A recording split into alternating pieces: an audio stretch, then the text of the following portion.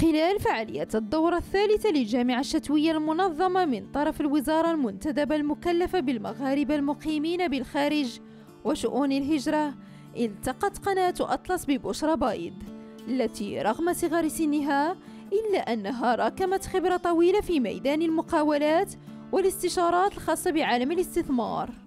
بشرى امرأة مغربية ملمة بالميدان الإنساني والجمعوي، ناشطة جمعوية في ميادين شتى، تهتم بالطفل والشباب المهاجر وغيره من الميادين الإنسانية.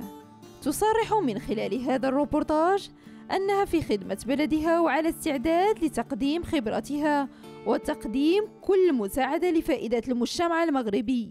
Je suis diplômée de l'école de management de Normandie en audit et contrôle interne.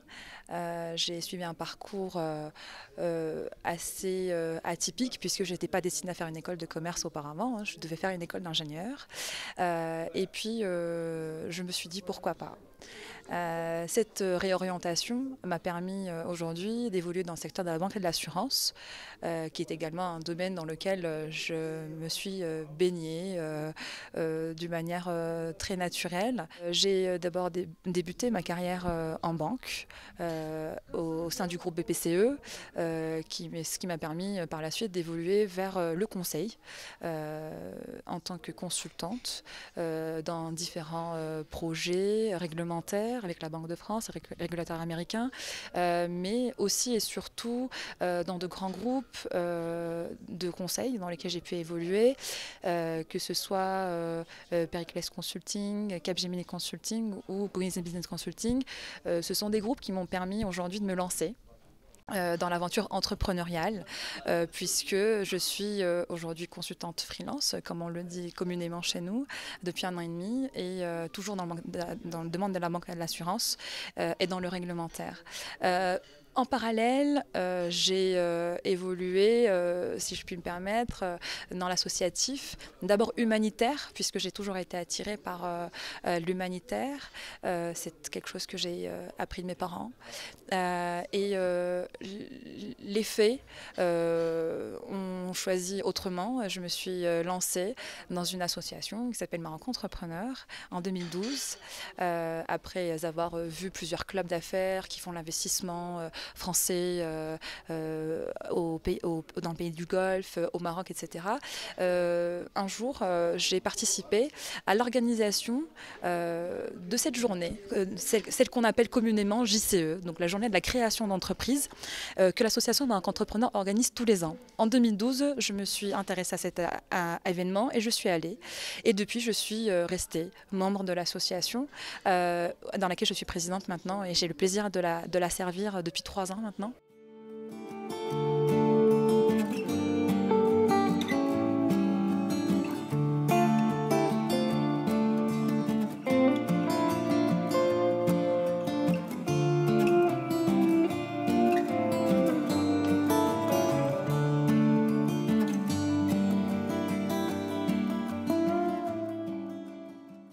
Il existe un grand réseau d'associations marocaines, que ce soit pour accompagner les jeunes Marocains, comme la MGE. Aujourd'hui, c'est une association qui existe aussi depuis plus d'une vingtaine d'années et qui a été la porte d'accueil, j'ai envie de dire, de jeunes Marocains qui viennent du Maroc et qui ne savent pas comment s'orienter. Donc la MGE est aujourd'hui à leur disposition. Il y a l'IMAF, qui est une association qui regroupe un ensemble d'indépendants et d'informaticiens de France, qui est aujourd'hui essentiellement à Paris. Il y a d'autres associations comme les anciens de l'EIHTP, qui regroupent aussi des ingénieurs, etc. Et nous avons des associations humanitaires avec lesquelles nous travaillons. L'AIA, qui est une association qui est aujourd'hui soutenue par la Mariam et qui est une association qui permet à des jeunes de travailler sur la paix dans le monde au niveau des Nations Unies. Et une dernière que nous soutenons depuis des années et que j'espère elle poursuivra son existence et sa persévérance pour les jeunes de rue à Marrakech, Keep Smiling, gérée par Zakaria Belamri, qui est une très belle association humanitaire que nous soutenons et qui nous soutient. Et ça, c'est un peu la maille des associations que nous connaissons. Il y a Cadre Oriental, qui travaillent beaucoup sur le développement de la partie orientale vers Oujda, etc. Ce sont des associations qui aujourd'hui regroupent des Marocains. Je n'aurai pas le temps de citer tout le monde, mais ce sont des associations qui ont le mérite d'exister, qui regroupent la diaspora marocaine autour de différentes thématiques. L'intégration dans le paysage étranger, français, l'accompagnement des jeunes pendant leur parcours, le retour au Maroc, la culture marocaine et également l'aide de très loin, mais aussi de très près, de jeunes en situation de difficulté ou en situation de rue, et bien sûr Maroc Entrepreneur sur l'entrepreneuriat, l'investissement. Nous avons entre nous partagé les secteurs naturellement finalement.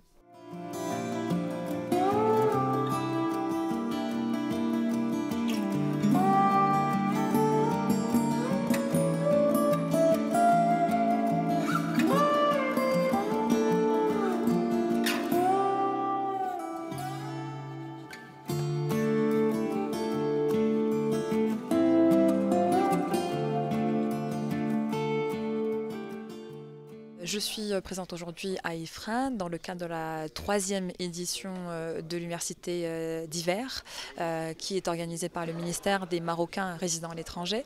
Cette initiative sous le thème Le vivre ensemble regroupe plusieurs jeunes venus de toute l'Europe qui sont âgés de 18 à 25 ans. L'objectif de ma présence est de partager un tant soit peu mon expérience, comment j'ai pu vivre cette j'ai pas envie de dire intégration, mais comment j'ai pu vivre mes années en France, quelles sont demain les différentes lignes directrices et qui vont conduire leur vie, leurs objectifs, etc.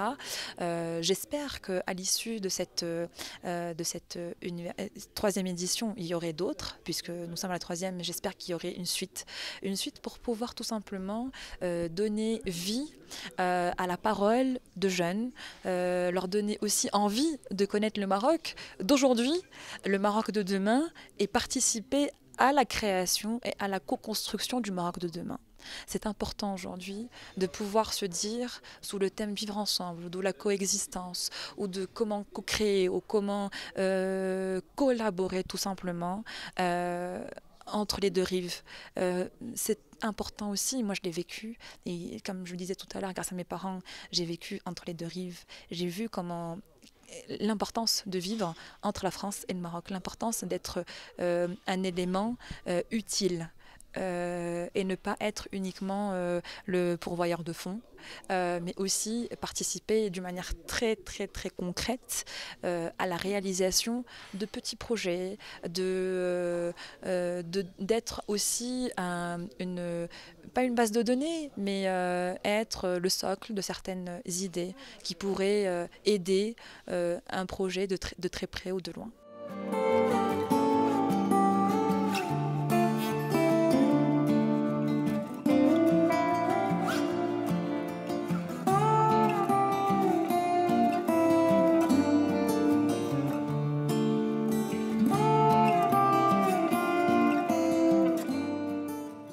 Le Maroc d'aujourd'hui, très difficile de le décrire en un mot, en une phrase ou même un paragraphe. Même un livre, je pense qu'on n'aura pas la possibilité de le faire. De mon point de vue et de ma petite vision, j'ai envie de dire. Un Maroc qui a beaucoup évolué. Un Maroc qui s'est remis en question, qui se remet toujours en question. La preuve, nous avons aujourd'hui une nouvelle commission, une commission spéciale pour le Nouveau Maroc, pour le développement du Nouveau Maroc. J'espère en tout cas... je félicite les personnes qui ont été nommées, les 35 personnes qui ont été nommées pour accompagner Sa Majesté pour cette nouvelle stratégie. J'ai pas envie de parler du Maroc d'aujourd'hui parce qu'il est ce qu'il est.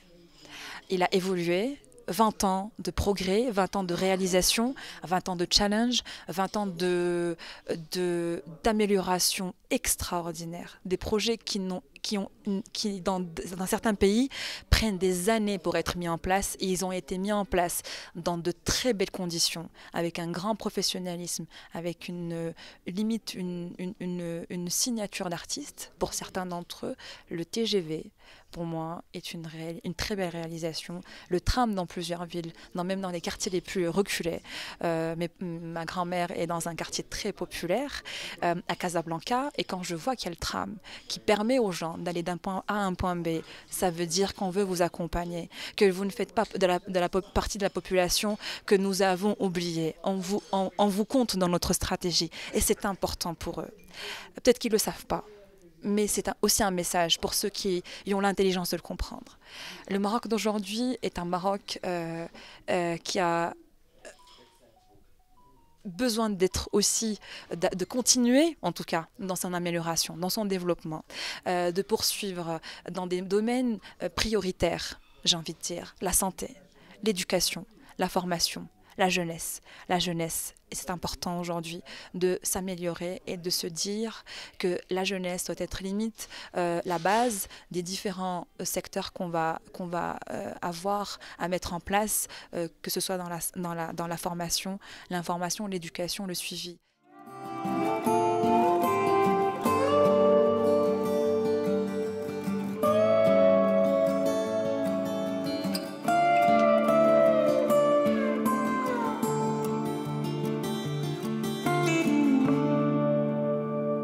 L'Europe d'aujourd'hui, et contrairement à ce que nous avons vécu il y a quelques années, est devenue multiple, est devenue plurielle. Elle se compose de Marocains, d'Algériens, de Tunisiens, de Syriens, de Cambodgiens, de Malgaches, de plein d'autres nationalités. C'est ça l'Europe d'aujourd'hui. L'Europe d'aujourd'hui est un espace où ce sont plus uniquement les Européens, italiens, français, espagnols, comme on les a connus il y a très longtemps, qui règnent dans cette Europe. Ce sont des compétences, ce sont des humains, ce sont des réalisations, ce sont des produits de l'Europe, ce sont des produits de la France, si je prends l'exemple de la France. Les produits, je force le mot, parce que quand on a un arabe qui a grandi dans une cité, qui a fait Sciences Po, qui va travailler dans les grandes entreprises, il reste français. Il fait partie de l'Europe. Et c'est ça l'Europe. C'est un espace de coexistence. Un espace où, petit et grand, quelle que soit son origine, quel que soit son vécu, quel que soit d'où il vient, en France, il va être mis en valeur malgré tout ce que l'on peut entendre, malgré tout ce que l'on peut dire. Il restera un élément essentiel, indispensable à la société, à cette Europe qui se veut une place d'échange, qui se veut un lieu d'existence de toutes les religions. Nous l'avons vécu ces dernières années. D'ailleurs, nous le voyons. Le Royaume-Uni n'est plus un exemple d'Europe, parce qu'on est en train de vivre un Brexit, mais la plupart des personnes qui sont au gouvernement sont d'origine étrangère. C'est un peu... en France, d'ailleurs, les parlementaires sont d'origine marocaine. C'est une fierté pour nous aussi de se dire que nous avons un Mjid Galab, que je salue, qui est un ami d'ailleurs. C'est pour ça que je donne son exemple. On a un certain Mjid Galab, on a Amélia Lakrafi, nous avons des personnalités qui brillent et qui percent dans le monde parlementaire. Il y a également de très belles réussites en France dans différents domaines, dans de grands groupes.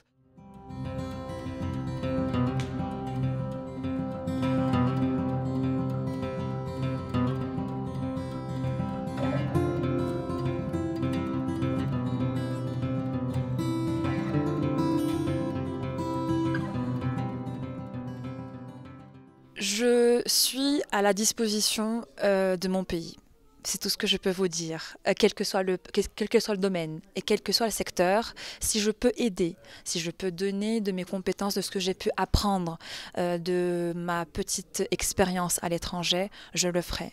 Quel que soit le domaine, quelles que soient les personnes, quelle que soit la ville, je suis à la disposition d'un pays qui m'a vu naître aussi et qui m'a donné, grâce à mes parents bien sûr, à qui je dois cette réussite. Si je peux me dire c'est une réussite, à qui je dois en tout cas l'atteinte de ces objectifs. Mes parents ont joué un grand rôle dans mon parcours et pour l'éducation qu'ils m'ont donnée, pour les principes qu'ils m'ont transmis, pour les valeurs qu'ils m'ont inculquées. Je dois beaucoup au Maroc et il me doit aussi beaucoup, et je pense qu'il est important à un moment donné de rendre l'appareil et d'être aussi reconnaissant envers un pays qui soit d'origine ou d'accueil, même si on vient pour une semaine, même si on vient pour un mois pendant l'année. J'ai eu le plaisir avec différents événements de venir pratiquement tous les mois. Ça me permet aussi de voir un autre côté du Maroc, qui n'est pas le côté marocain de vacances. C'est le Maroc où des jeunes comme vous travaillent, où une équipe qui organise des événements, où il y a un professionnalisme qui se dessine, où les gens veulent faire avancer leur pays. Donc je resterai à son service. Les Marocains résidant à l'étranger aujourd'hui sont devenus dans le top priorité du gouvernement, de la stratégie royale tout simplement. Il est aussi de notre devoir en tant que citoyens marocains de donner le meilleur de nous-mêmes. Nous avons des richesses, nous avons des compétences, nous avons chacun dans notre domaine pu évoluer comme on le peut, mais nous avons surtout des possibilités de pouvoir contribuer de quelque manière que ce soit, même si c'est 0,01%, nous allons contribuer à ce développement. Il existe aujourd'hui ce nouveau Maroc vers lequel tout le monde, sur lequel les yeux sont rivés, qui est suivi de très près et qui est scruté par certains journalistes et qui est scruté par les différentes personnalités économiques, scientifiques, etc., et qui est composé de Marocains qui sont justement au très près du développement. Et j'espère que demain, en plus des 35 personnalités qui ont été choisies par Sa Majesté, qu'il y ait autant de Marocains existants, présents à l'étranger, participant à cette nouvelle stratégie de développement, à cette nouvelle orientation qui n'est pas si nouvelle que ça, elle est juste renforcée. C'est ainsi mon message: participez, soyez acteurs. Nous ne pouvons plus être spectateurs. Nous l'avons été pendant quelques générations et nous devons aujourd'hui, pour les générations futures, pour nos enfants, pour nos frères, nos sœurs, etc. Je pense qu'il est important de pouvoir aussi inculquer cette idée pour les futures générations. Et merci.